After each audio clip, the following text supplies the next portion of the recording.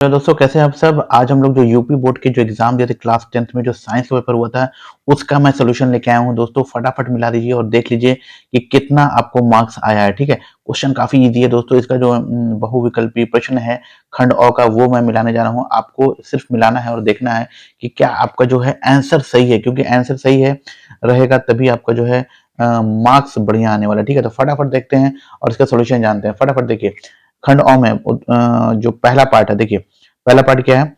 अवतल दर्पण, देखिए अवतल दर्पण, थोड़ा सा इसको ये कर लेते हैं। हाँ, अवतल दर्पण द्वारा बना किसी बिंब का प्रतिबिंब वास्तविक एवं बिंब के ही आकार का होता है। ठीक है, बिंब के ही आकार का होगा, यानी कि एक ऐसा चीज है यहाँ पर, जैसे कि मैं बताऊं आपको, देखिए थोड़ा सा एलेबरेट करके बताता हूँ। देखिए यहाँ पर क्या है कि जब भी अवतल दर्पण में जो होता है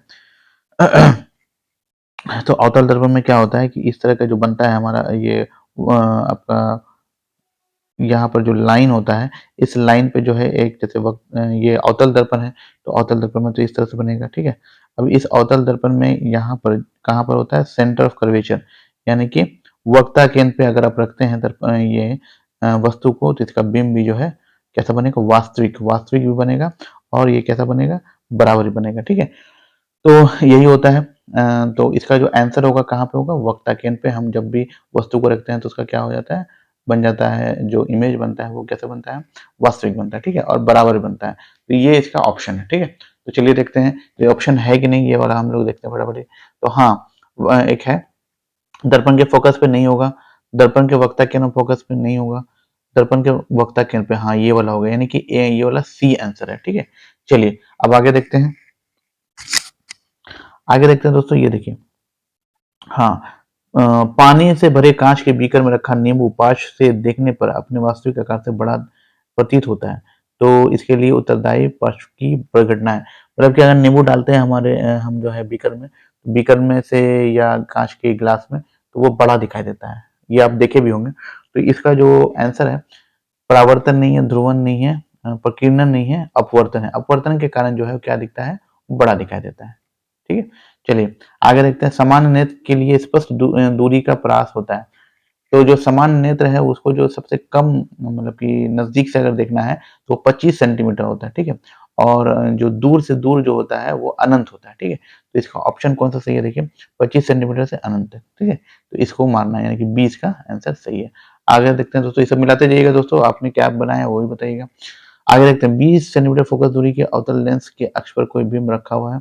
प्रतिबिंब लेंस से 30 मीटर दूरी पे है, लेंस की बिंब की दूरी होगी।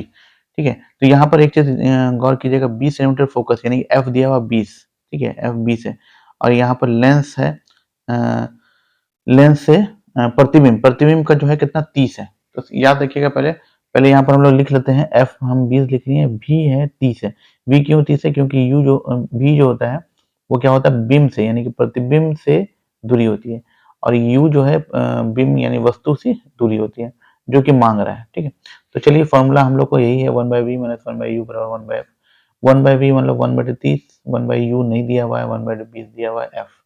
चलिए 1/30 माइनस इसको कर देंगे माइनस 1/v, मतलब 20, और ये इधर जाएगा तो 1/u, तो 1/u हो जाएगा।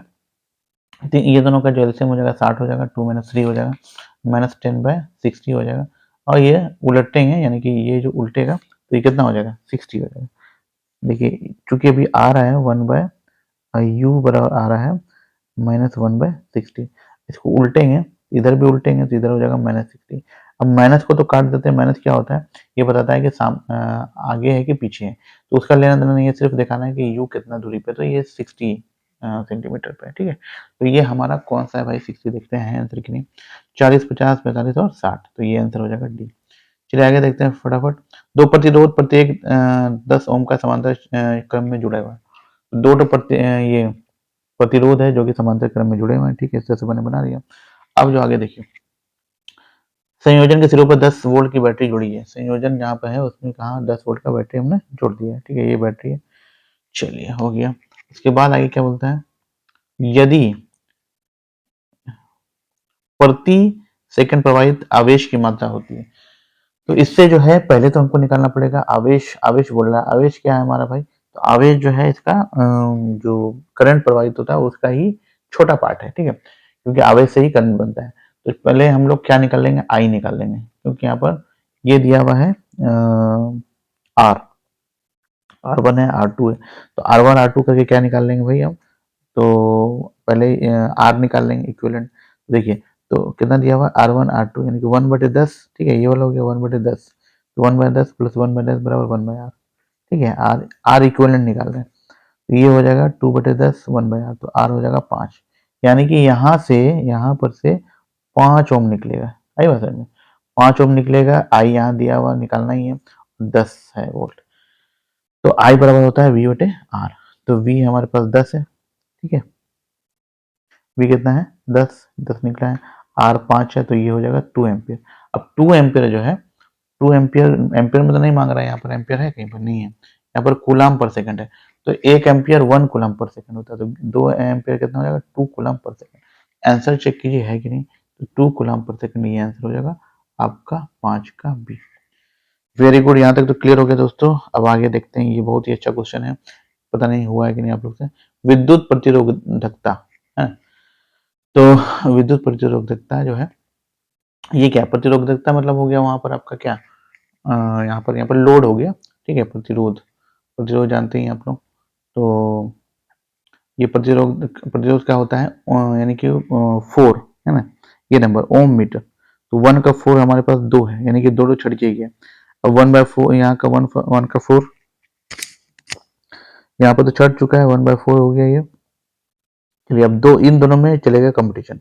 अब इन दोनों में और क्या है भाई, विद्युत विभवांतर, और एक देख लेते हैं कोई, वैद्युत आवेश, एक है 2 का, 2 मान लीजिए आप लोगों ने समझ माना, मान के चलिए हम 4 लेते हैं, 4 का 3 है, 4 का 1 है। अब देखिए 4 का 3 जूल प्रति कुलाम है, और 4 का 1 तो कुलाम होगा, विद्युत आवेश का क्या होता है कुलाम, 4 का 1 यानी कि ये सही है, यानी डी ऑप्शन सही है, ठीक है, ये वाला डी वाला ऑप्शन सही है।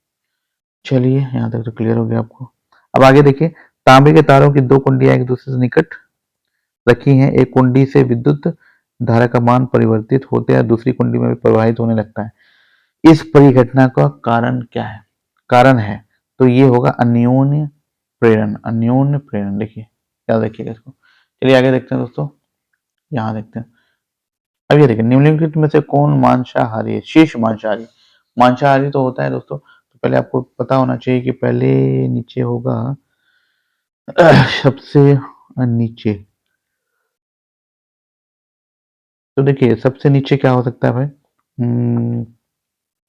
यहाँ पर हो सकता है, देखिए पहले घास है, तो घास को जो है कौन खाएगा, बकरी खाएगी, बकरी को कौन खाएगा, शेर। अब मांसाहारी कौन कौन है, मांसाहारी में आपका सांप है और एक शेर है, ये दोनों तो बकरी है ये नहीं है, तो अब सांप से ऊपर कौन होगा, शेर होगा, क्योंकि सांप, शेर को तो सांप नहीं खा सकता, लेकिन सांप को शेर खा सकता है, ठीक है, ये तो ऑप्शन अवेलेबल है। चलिए, परितंत्र का भौतिक कारक है, भौतिक कारक में ये सब तो जैविक कारक है, ये भौतिक कारक है ताप, वेरी इजी क्वेश्चन। क्लोरोफिल आवश्यक है प्रकाश संश्लेषण के लिए, बहुत इंपॉर्टेंट क्वेश्चन था, ये आ भी गया है। अब आगे देखते हैं।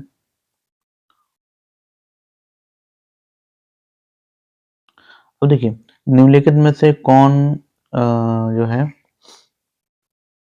अपोहन संबंधित है, अपोहन किसके लिए, अपोहन मतलब क्या होता है, अपोहन मतलब होता है डायलिसिस, यानी कि डायलिसिस किसके द्वारा होता है, डायलिसिस में क्या होता है, डायलिसिस में पोषण तो नहीं, शोषण तो नहीं, क्या होता है, उत्सर्जन होता है, तो ये सी आंसर है, ठीक है, तो सी आंसर हो गया इसका। तो आगे देखिए, बेकिंग सोडा का सूत्र क्या होता है, बेकिंग सोडा का सूत्र होता है NaHCO3, ठीक है, NaHCO3। कितने लोगों ने सही माना है इसको जरूर बताइएगा। अगर देखिए रासायनिक अभिक्रिया के यहाँ पर, तो Fe है, CuSO4 है, Fe अकेला था, CuSO4 Cu के साथ SO4 था, अब Fe मिल गया SO4 के साथ, Cu अकेला हो गया, तो क्या हो गया, विस्थापित हो गया, तो इसलिए कौन सा होगा जाएगा, विस्थापन अभिक्रिया हो जाएगा। यहाँ पर देखिए ये वाला क्वेश्चन है, निम्नलिखित समीकरण समीकरण को पूरा करना है, तो CaO तो नहीं होगा, यहाँ पर HCO होगा, तो दिक्कत हो जाएगा, यहाँ पर ये हो जाएगा CaOH whole 2 plus CO2 gives us CaCO3 plus H2, ये वाला हो जाएगा। तो उम्मीद है दोस्तों ये आपको समझ में आया होगा, कितना आप लोग का सही हुआ ज़रूर बताइएगा, इतना में से और भी लेके आऊँगा मैं प्रश्न, तो इसी तरह के जो प्यार देते रहिए, लाइक करिए, कमेंट कीजिए, मिलते हैं अगले वीडियो में, तब तक के लिए टेक केयर, बाय बाय।